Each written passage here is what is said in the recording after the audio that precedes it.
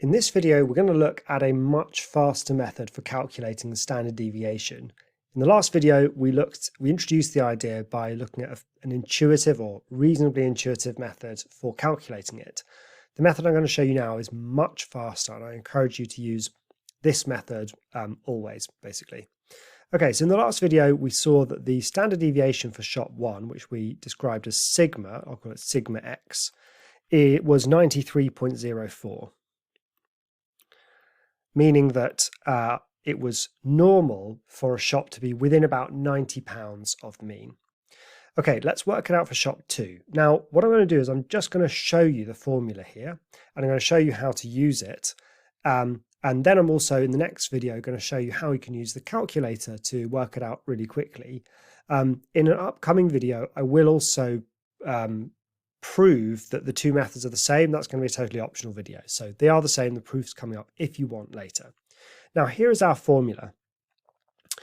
So before, and this is the previous formula, we used this. We had that the standard deviation was the square root of the sum of the difference between each of the terms and the mean squared divided by n. So it was like the average squared distance from the mean divided by, which was found by adding them up and divided by n, and then square rooted.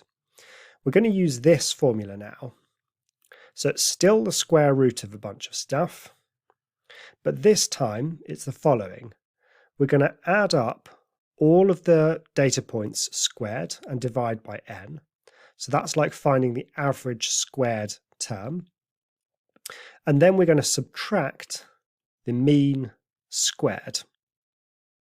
Okay, so that's the method we're going to use. So here's what we're going to do. So first add up all of the squared terms. So that's sigma x squared. So to do that, that's just 82 squared plus 59 squared. And this is actually pretty fast to key into a calculator, but there is a calculator function that can do this for you as well, which I will show you. So adding these all up, 842 squared plus 401 squared. Okay, so that is okay, big number, 2013879. So that's the sum of the squares.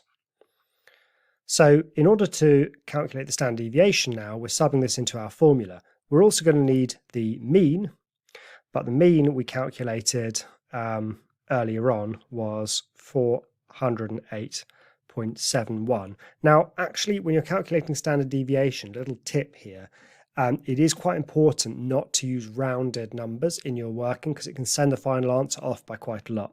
So although I always presented it to 2 decimal places before, I'm actually going to include a few more significant figures here just to keep our answer super accurate. All right, so I'm now just subbing it into this formula here.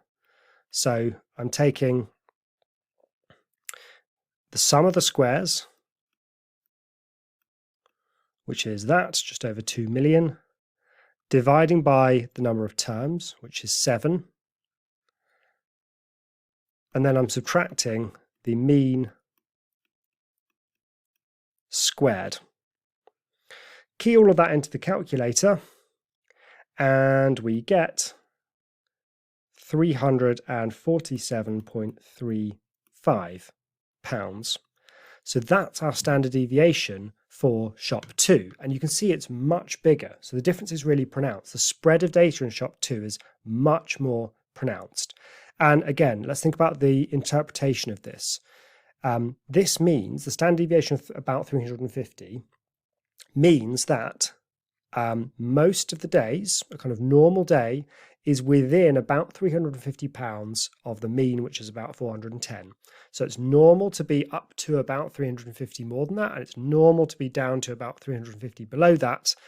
If you're below any of those points, then that would be an unusual day. So this method here is much quicker. Okay, it's still quite a lot of number crunching. You still need to calculate things, which is why the calculator stuff coming up in a future video is going to be really helpful, but it is much less work than what we looked at before. All right, so that's how to calculate the standard deviation of a list of data. In the next video, I'm going to show you how to use a calculator to speed up even more.